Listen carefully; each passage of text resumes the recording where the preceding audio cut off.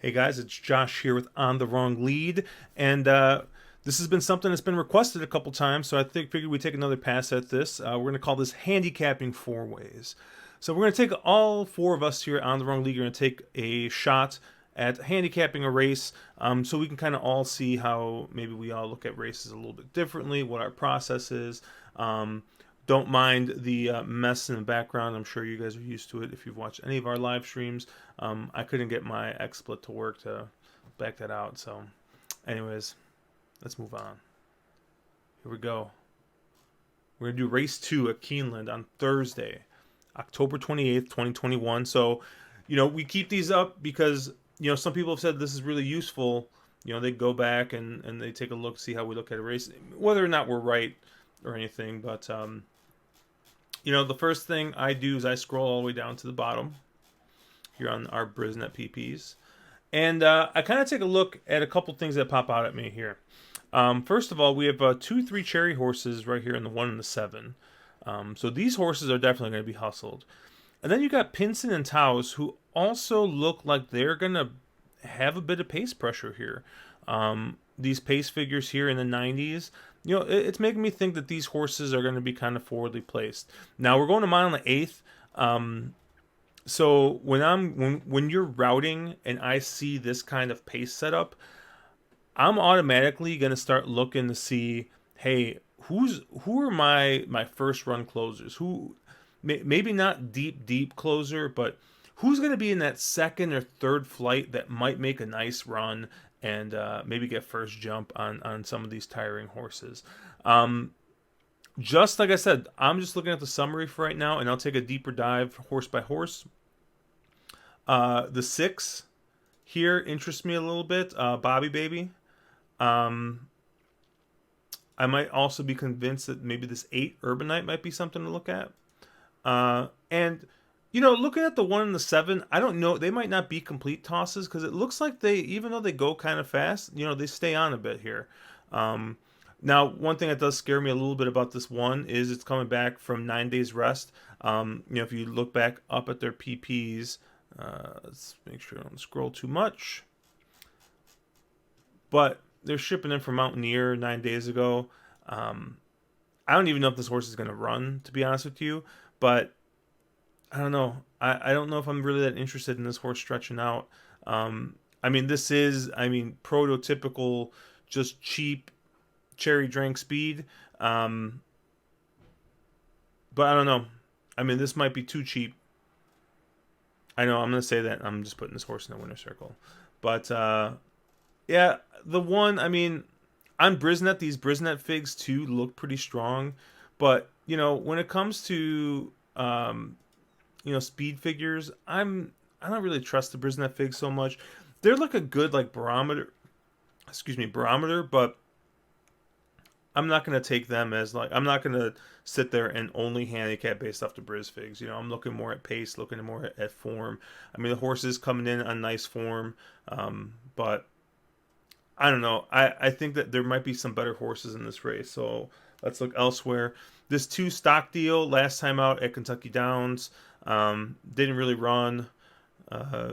It's dirt races. This horse is just way out of form. I'm going to toss this 2. The 3 didn't run last time out. Thistledown races. You got to go 2 back to look at the horse winning. Won an allowance race at Thistledown, but it was in the slop. Violence is 17% in the mud, so it might have been helped a little bit by that slop fig. I'm just not really interested. Taos, once again, he looks like he's got some speed, but when he doesn't use the speed, and that's from obviously 2020 at Tampa, but when he doesn't use the speed, since he's come back from that layoff, he just hasn't run. So I'm tossing that horse. Pinson, best race, here on the lead. Looks like he's going to be forwardly placed. He wants to be forwardly placed. First off the claim here for Bentley Combs. Bentley Combs not exactly great first off the claim. Short price 3-1. This is not going to be one I'm going to probably use either. Bobby Baby. All right. For Mike Maker, turf to dirt, he's got a good angle here. But, I mean, for Mike Maker, pretty much Mike Maker's stats, all of them are good. So, it doesn't really say much. Tyler's been riding really well. So that, obviously that gets me interested. But what I'm really interested is that, yeah, if you go a couple back on the turf, he closed, but, or he went wire to wire. But most of his dirt races, it looks like he sits a little off. Did had one here at Oak Lawn where it looks like the pace was pretty slow, and he went right up front. So I think he's kind of he's happy being up front, or he can sit off if the pace gets crazy. And that's kind of what happened at Kentucky Downs. I know it was on the turf. But yeah, I think Bobby Baby's probably my top choice in the spot. He looks pretty good here. He's coming in with some decent form. The figs are decent enough. They're in the range. And he's got a run style I think it's going to help here. David's Gem, man, that was a big fig last out. But once again, it's coming from Thistledown. I don't know if I really trust it. Need the lead type. He's going to get a lot of pressure. And he had some pretty easy paces there. So I don't think he's going to get that here. And if we look at some of these races where he doesn't get the lead, I mean, he just doesn't do anything. So toss David's Gem as well. Urbanite's probably the other one I'm interested in. He's going to be definitely coming late, or he's not going to be part of this pace scenario. And yeah, when he gets a little bit of pace to run into, it looks like he's able to close a bit. He's definitely coming in from way cheaper, but I don't know. I don't know who Jamie Grubbs is, but apparently they're 1 for 5. They were one out of 5 when they claimed a horse and brought it up 2 classes. Is winning at 27%. You get Albin Jimenez, he's all right in Kentucky. I'm not going to fault anybody for taking Albin Jimenez in this spot. So that was just kind of a quick breakdown here. I'm mostly going to be interested in the 6 and the 8 in this spot. I'm going to toss the speeds and see if we can get home and off the pace winner. But let's see what our other guys say. So first thing that I am doing when I'm looking at a race like this is I'm looking at the race details. It's a dirt 1.1 miles for 3-year-olds and up, claiming 20, going 1 1/8 miles. So a couple things that jump to mind, and I'm going to have in the back of my head when I'm handicapping this race. The one post at routes at Keeneland all meet has been hitting it like 35%. It's crazy high. The one post has been a really good place to be. This is a claiming 20, so as far as Keeneland's concerned, this is a lower level race.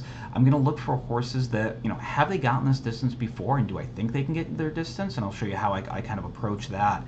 I'm also going to be looking, because it is just a straight claiming 20, looking for horses that are quote unquote well meant, horses that maybe are taking big class drops coming in from out of town, and somebody wants to say they want to race at Keeneland, very prestigious meet, and oftentimes you'll see that kind of thing in these types of races. So my first place I go is I always have Timeform and DRF up, so I'll hop over to Timeform, take a look at their pace projector. That one horse that I had mentioned, getting the rail post, is going to be, looks like, right on the lead, which is not a bad place to be. Keeneland tends to be very speed favoring. But what I tend to look for at Keeneland is horses that are on or just off the lead. So sort of this 4, 5, 6, 7, all are probably players here. They're going to be able to sit that sort of pocket trip, or maybe you can wire here. But I don't necessarily want horses that are way off the pace, horses that are going to be way out the back. So this 2 and the 3 might be less than interested in, and even horses that are going to be further back. Looks like the 8 is so far back he's not even on the screen here. So first thing I'll do is I look at my Bears par, rough indicator of how fast you're going to have to run on a speed figure basis to be able to be a player. And this one, Android, is a 77.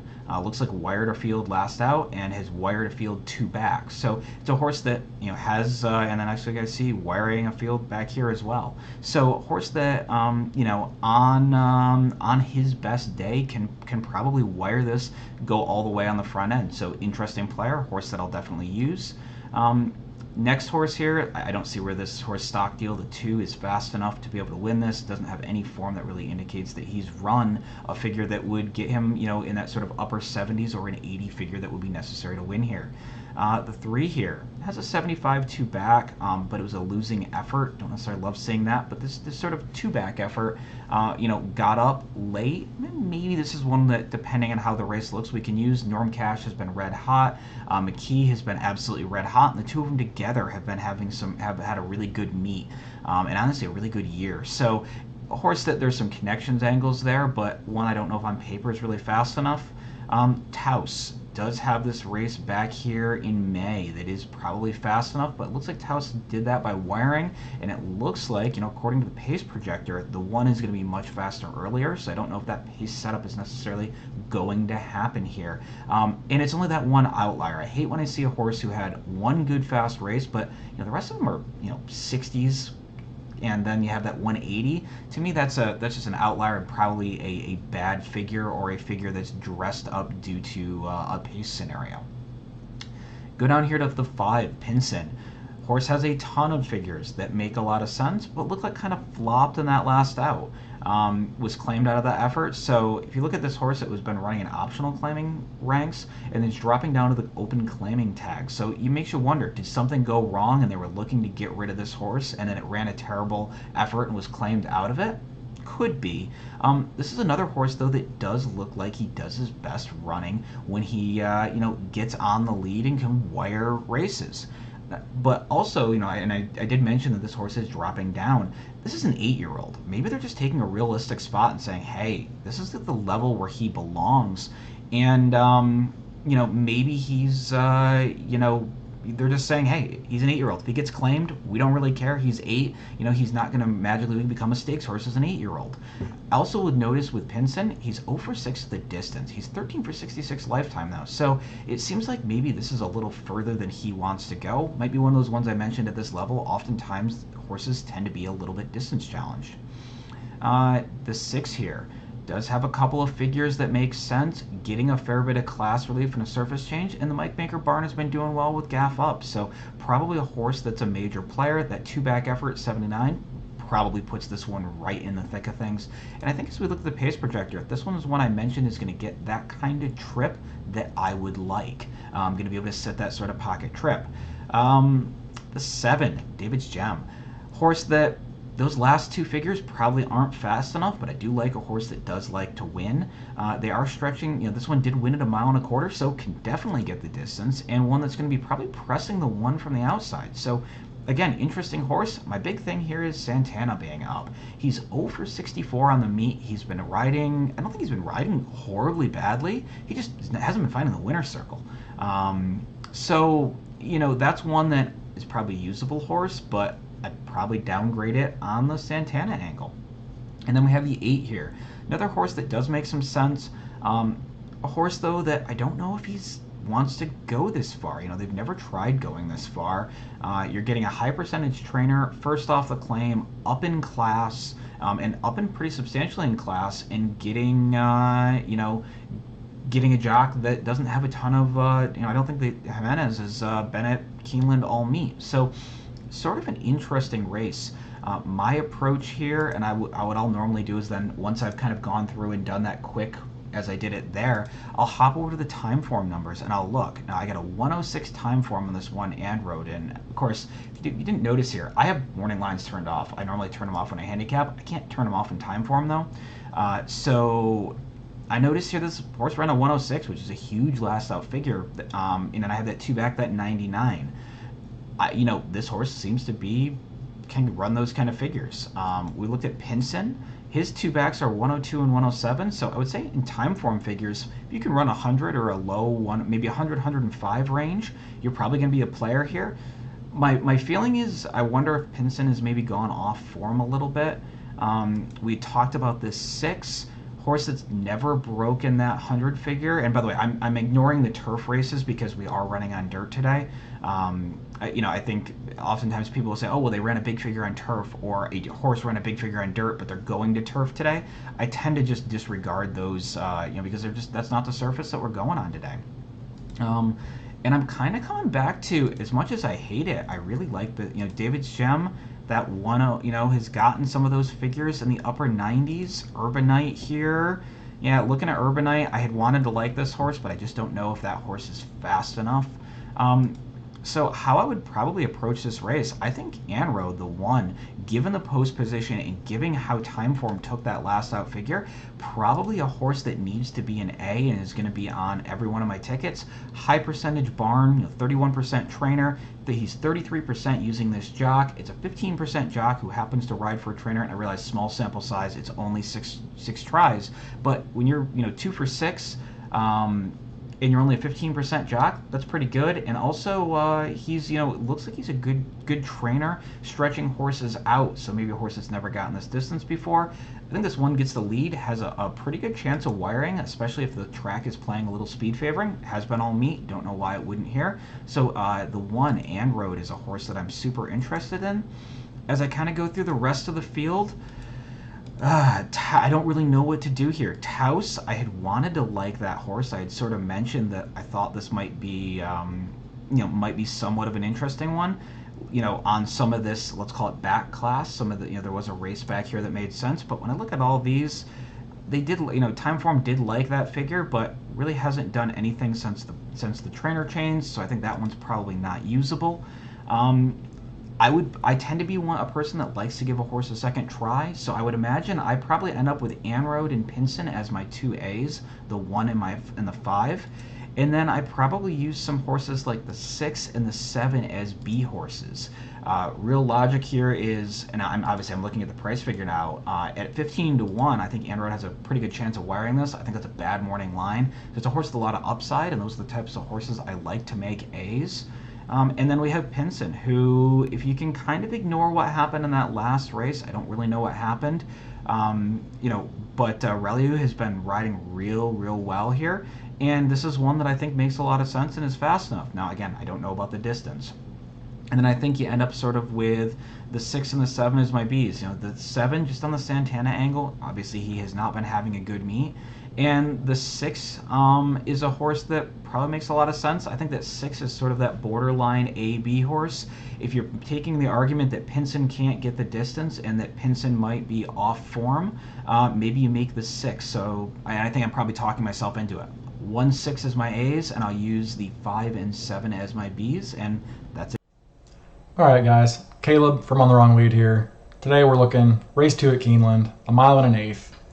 $20,000 claimers. Let's get after it. So first thing I do is I take a look at the pace. So you can do this the quick way or the slightly less quick way. Just using Brisnet, you can see how they break it out down here for the run style. So it looks like we have 2 need to lead types, about 2 more horses that want to be very forwardly placed, pressing the pace, and then maybe 2 or 3 stalker closers, and then 1 horse that looks like a dead closer. So I always like to just kind of confirm that visually. I mean, yeah, this horse does look like a closer. Definitely need the lead horse here. This horse could do a couple things. He probably ends up pressing or stalking. This horse looks like a leader, maybe can press. 4 horse here, used to have speed, now not really sure. Probably needs to lead if anything. 3 horse here looks more like a closer. 2 horse here looks like a closer. 1 horse here looks like a need to lead. So yeah, that sounds about right. Looks like the 1, 7 have to go. The 5 very likely will be forwardly placed. The 4 horse here I think should be involved early as well. And then you get maybe the 6 and the 3 sitting off the pace a little bit with the 2, and then the 8 horse will bring up the rear.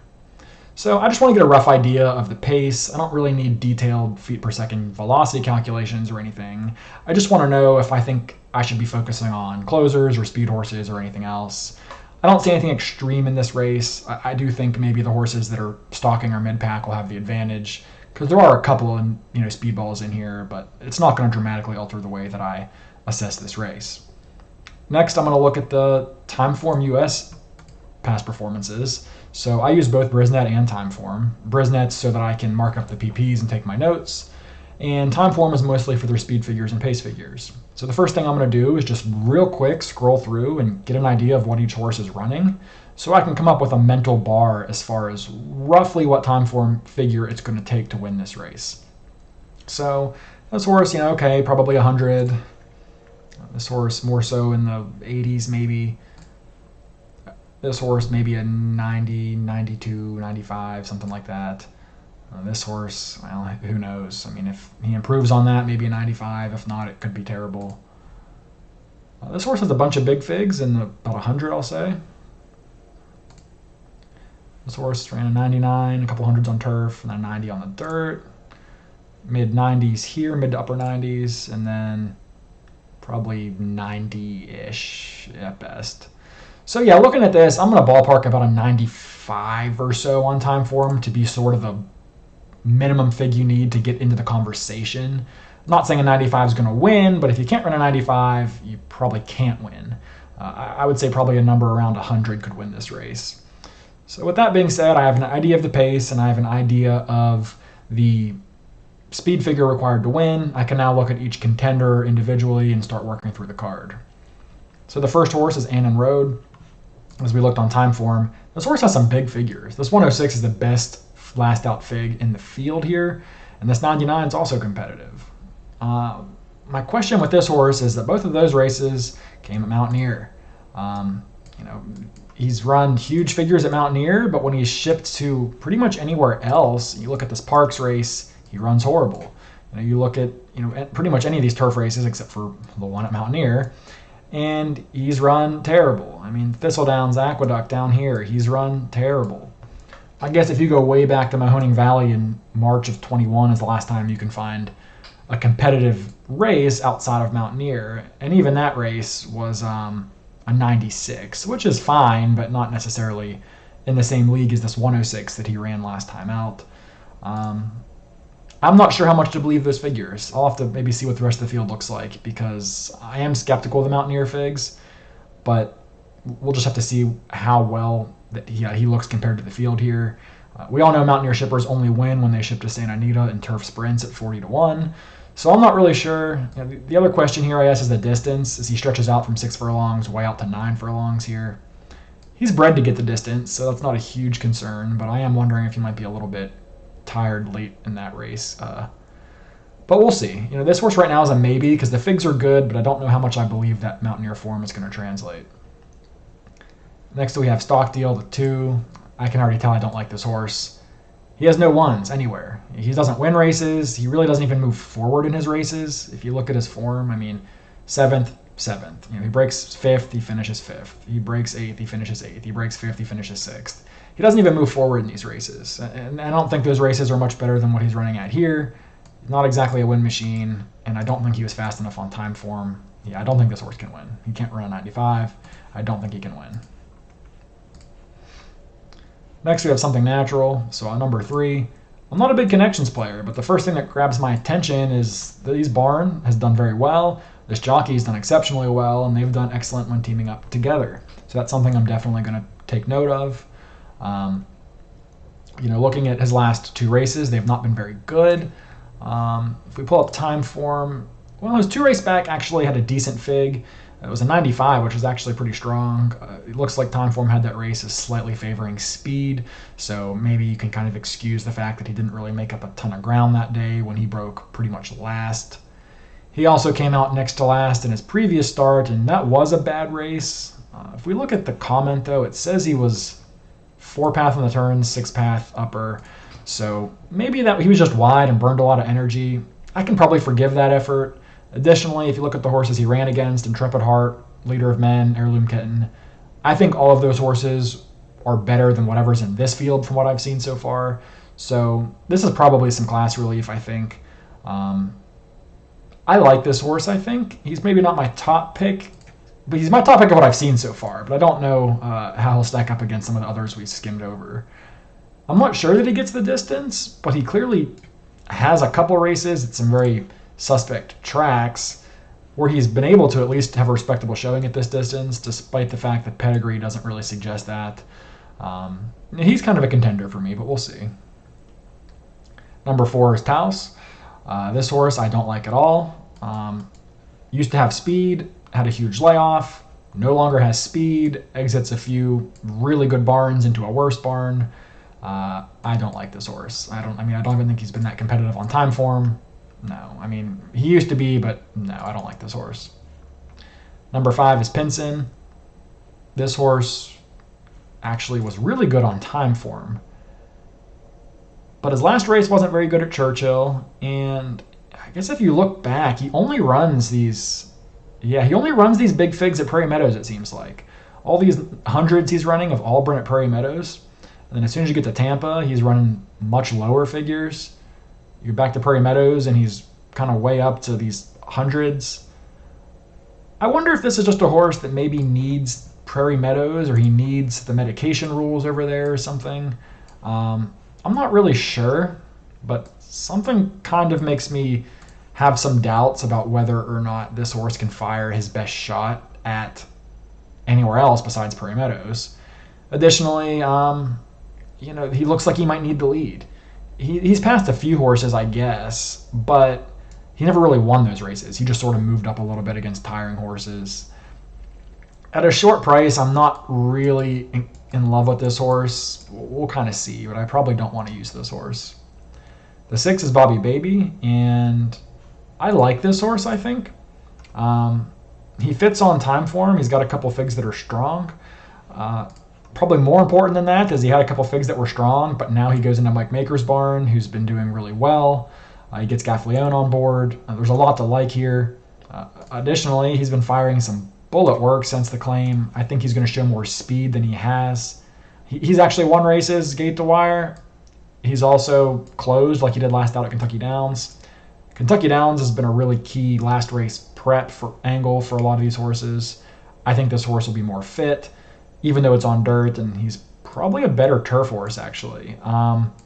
I think I still prefer... I like this 6. I think he fits here. I think he makes a lot of sense. I mean, this Canterbury race... he ran 4th on a 4-horse field, but it looks like the 1st and 3rd horses came back to win. That might be a decent race. So I like the 6 here. He's probably the top pick I've seen so far. The 7 is David's Gem. This is going to be a horse on the lead, and, I don't want to oversimplify it, but Ricardo Santana's been riding so bad, I got a really hard time using him at all. When some horses or some trainers and jockeys are so freakishly hot or cold that you just sort of have to use or toss them.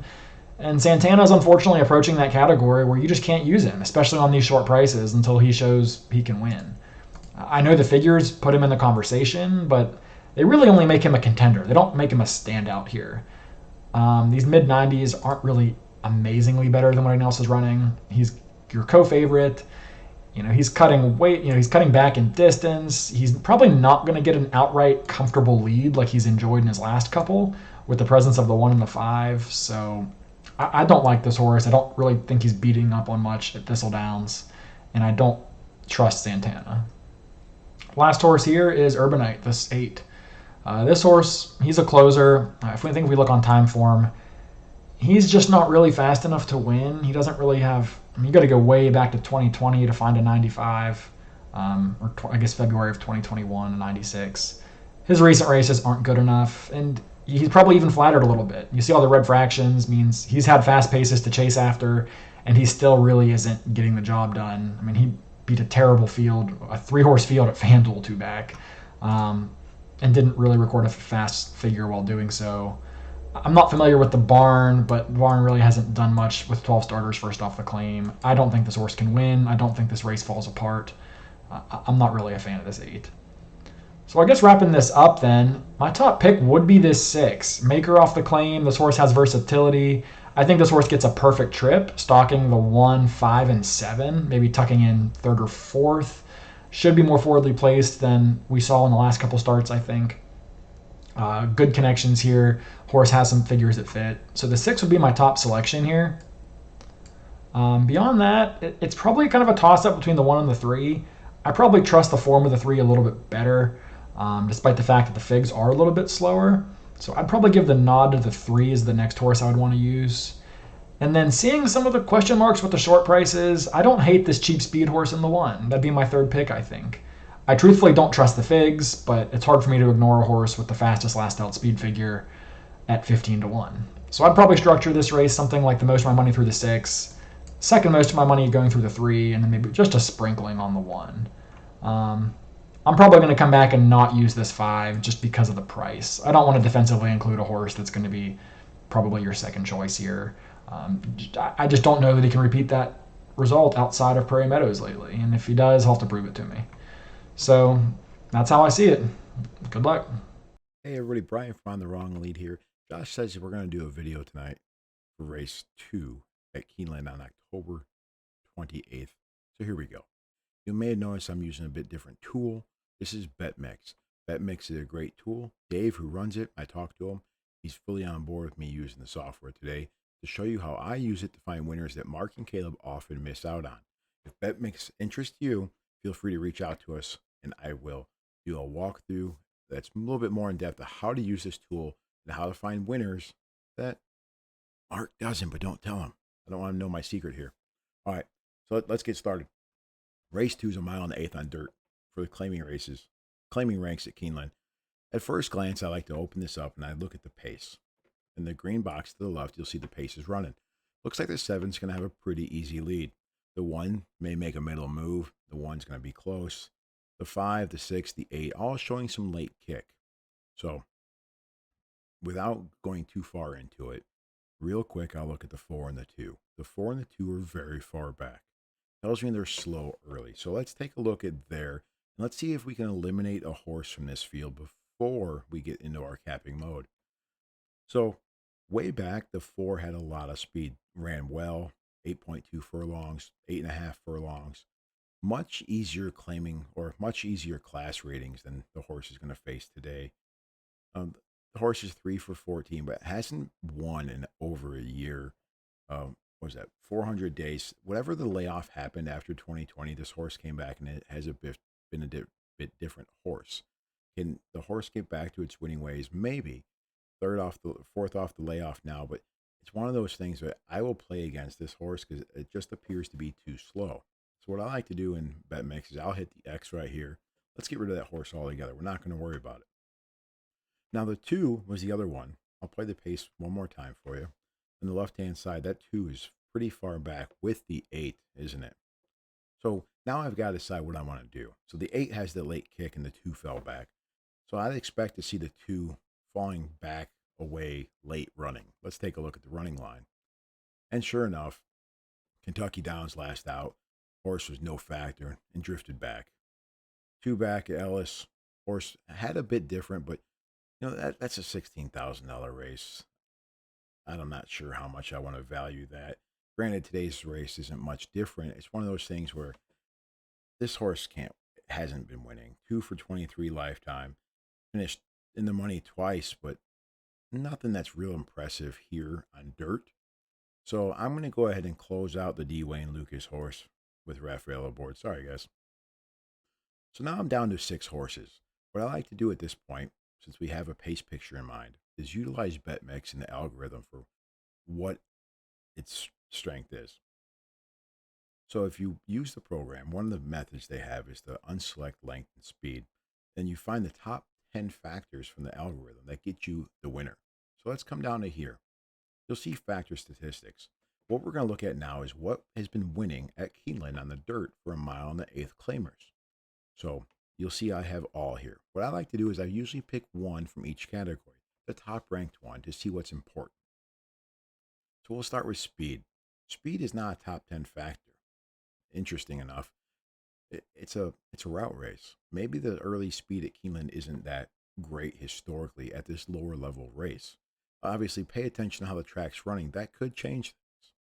So then I come to pace. The sixth ranked item is the last turn time. So you want to have the late turn of foot. That's important. Both the 7 and the 1 have that. So now in my mind, I see the 7 and 1 should both be forwardly placed and both rank well for turn of foot late. I'm going to go ahead and add that to my factor. Earnings. Earnings usually doesn't mean too much, but what it can tell you, it can show you a horse for course type angle. Now, in today's race, the 5 is highly ranked. And this is the third best factor in the algorithm. So I'm going to add it. But I want to show you why the 5 is so highly ranked, and it could skew your opinions. The 5 has raced 66 times, has been at this track 4 times. So it's one of those things where, has this horse won a big race at this track? 4 times, 1 win, 1 place, no shows, $30,000. That's the high for these horses earnings at this track, $30,000. That tells me I can ignore that factor. But to stick with the way it goes, I'm going to leave it there. For the trainer and jockey, it's the top rank factor. Trainer jockey win percentage is on the 3. Look at this right here. The win ROI is $7 if you were to bet every top ranked combination in the field according to Betmix. We definitely want to have that in our calculation. Pedigree, 23rd ranked. Unfortunately, it's not going to help us too much. It shows the 1 is the best ranked pedigree in this field for this distance. And that's interesting to me because the 1 is technically stretching out. The 1 has tried this distance one time. So I'm concerned on this 1 with the pedigree. Can the 1 get out there and challenge and have the lead fall to him? You know, horses placed in the money 6 out of 15 times, but obviously that's been at Mountaineer and Parks. Wait a minute, Mountaineer. Hey, Mark, you see that? There's a Mountaineer shipper. We should probably talk about this horse a little bit more later. But this is something I want to be sure about. I come back to here and it's like, man, the pedigree is something I want to look at, but it tells me it's not important. So I'm going to go ahead and skip over because sometimes having repetitive things happen when you're using a program like Betmix. You need to not be biased. You need to accept the values that are given to you from the program. So the form doesn't really matter. The class does matter according to Betmix at this level. The 3 is the highest one here. It's the second most important factor. So we're going to add that in. And now what we have here is our score. So according to Betmix, the lower the scores, the better for this particular example. So it likes the 5. Unfortunately, if I take that money out, the $30,000, the 5 has won, it's not important anymore.